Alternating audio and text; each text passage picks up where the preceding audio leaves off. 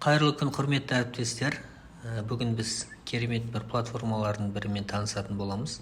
Ол үшін әдеттегідей Google Chrome браузерін таңдаймыз.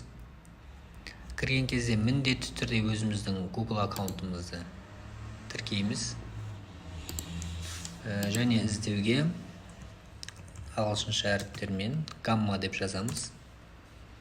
Бізде ең бірінші Gamma App деген сайт шығады.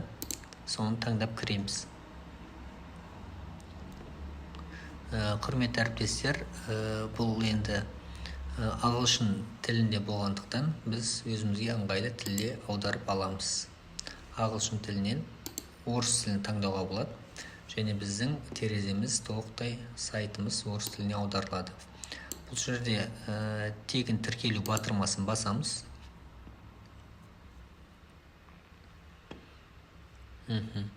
Енді біз жаңадан өзіміз почта жазып тіркеліп жатпай, продолжить с помощью Google аккаунт деп таңдаймыз.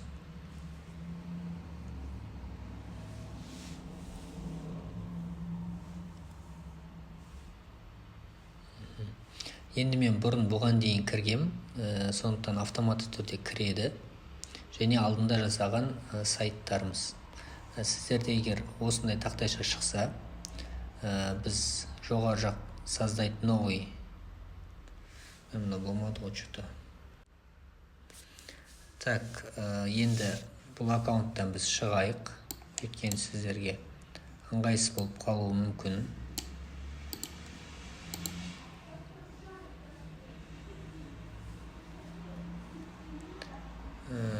Мен қазір басқа аккаунт таңдаймын.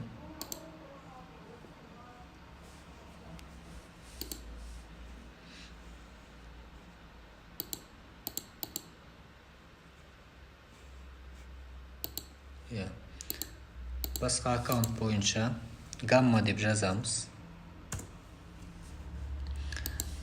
Gamma сайтын таңдаймыз.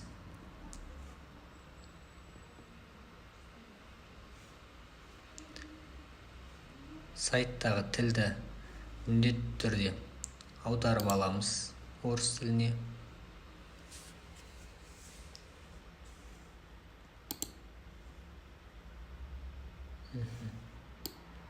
Енді біз тегін тіркелуді басамыз. Google аккаунтпен жалғастыруды таңдаймыз.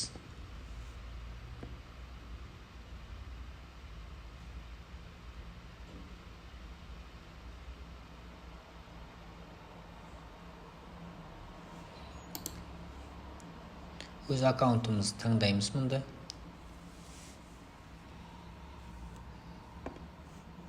Продолжить батырмасын басамыз.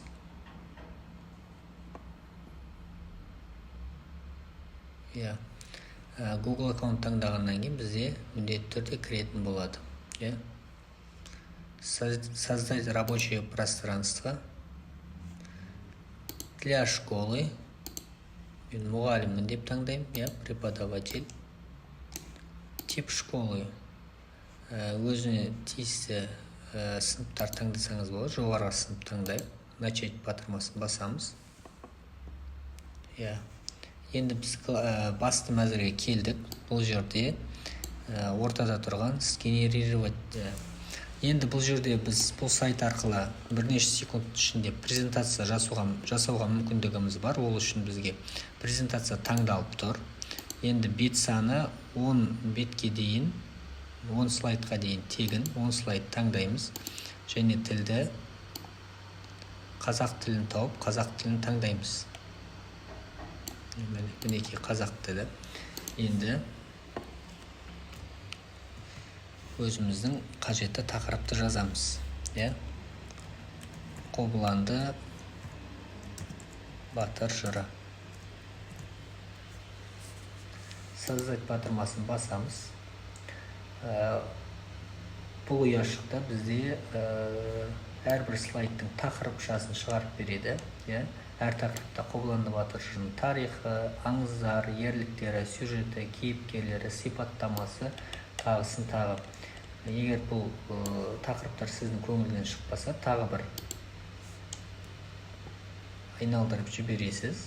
сол кезде сізге басқа тақырыптармен жасап береді. Егер осы тақырыптар сіздің көңіліңізден шықса, онда продолжить, жалғастыру батырмасын басамыз.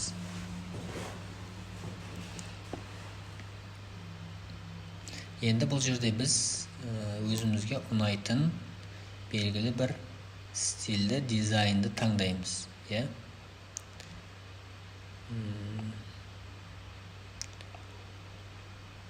Кез келген өзіңіздің көңіліңізден шыққан дизайн таңдауға болады. Біз осы дизайн таңдап көрейік. Таңдадық. Енді сгенерировать батырмасын басамыз.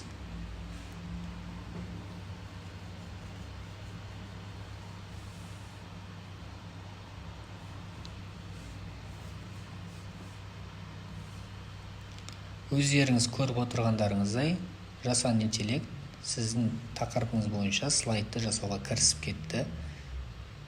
Және әр бет бойынша тексттерін жазып жатыр және суреттерін қойып жатыр.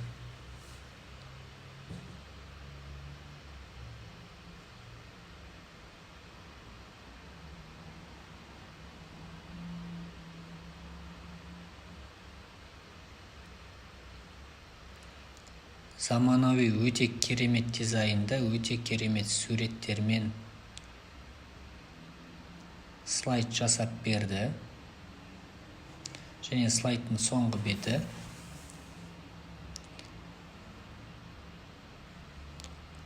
Скрипт батырмасын басайық. Енді слайдқа қарайтын болсақ, құрметті әріптестер, өте керемет заманауи форматта. Егер осындай суреттермен сіз балаларды оқытатын болсаңыз, әлбетте балалар қызығып, сіздің слайдыңыздан көз алмай қарап отыратын болады. Ол сөзсіз. Қобыланды батырдың өмірінен және ерліктерінен үзінді және соған сәйкес суреттер өте керемет жасалған. Тарихи жәдігер ретінде өте керемет дизайнда, өте керемет суреттер таңдалып жасалған. Көрсеңіздер болады. Енді біз бұны қалай сақтаймыз? Өте керемет слайд жасап берді. Біз бұны сақтау үшін жоғары жақтағы батырманы басамыз. Кешіріңіздер, жоғары жақта поделиться батырмасын басамыз. Енді бұл жерде біз экспорт батырмасын таңдаймыз және қай форматта жүктеп алғымыз келеді. Егер толықтай ұнаса, PDF форматына жүктесек болады. Егер өзгерістерге енгіздірем десеңіз, PowerPoint форматына жүктесеңіз болады. Енді біз PDF форматында жүктейік. Және қажет болып қалады деп PowerPoint форматында да жүктейік.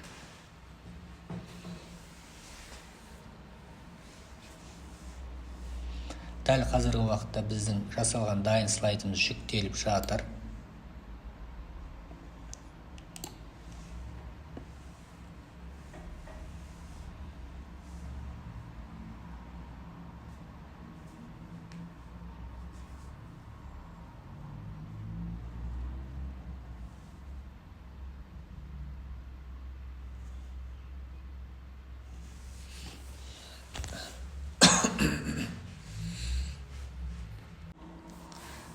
Құрметті әріптестер, өздеріңіз көріп отырғандай слайдтарымыз жүктелді. Тұрған папканы ашайық.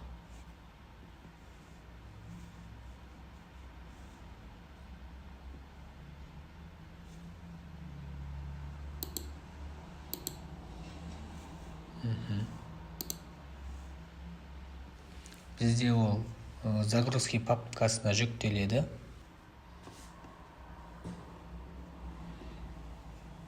Және бірден қай аккаунтпен жасадыңыз, сол аккаунттың аты жөнін сізге шығарып береді.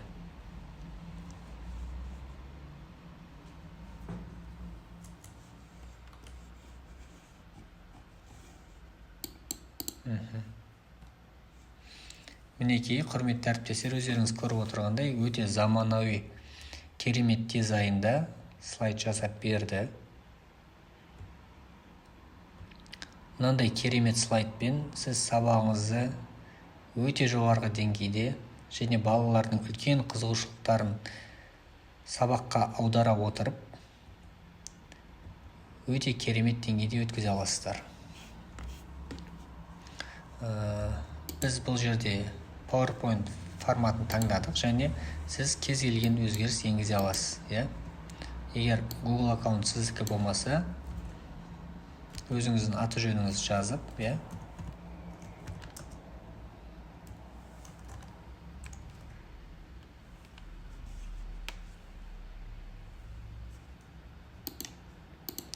құрметті әріптестер, егер Google аккаунт сіздің атыңызда болмаса, онда өз атыңызды жазып, слайдқа кез келген жеріне өзгеріс енгізе аласыздар. Мінекей. Мен Абылай Ермекұлы деп өз аты жөнімді жазып қойдым. Мына жердегі дизайнды басқа әріппен өзгерту керек болады. Немесе мүлдем алып тастасақ та болады. Құрметті әріптестер, егер барлығы түсінікті болса және осы платформа сіздерге ұнаған болса, міндетті түрде алдағы уақытта бізбен бірге болыңыздар. Бұдан да басқа түрлі керемет платформалар бірге үйренетін боламыз. Және ең бастысы, осындай заманауи платформалар арқылы сіздер өздеріңіздің орасан зор сағаттаған уақыттарыңызды, көптеген энергияларыңызды үнемдейтін боласыздар. Сонымен қатар, осындай заманауи платформаларды меңгерген өзіңіздің әріптестеріңіздің алдында озық тұрған заманауи өте керемет ұстаз боласыз. Сіздерге көп рахмет, жұмыстарыңызға сәттілік және үлкен табыс тілейміз.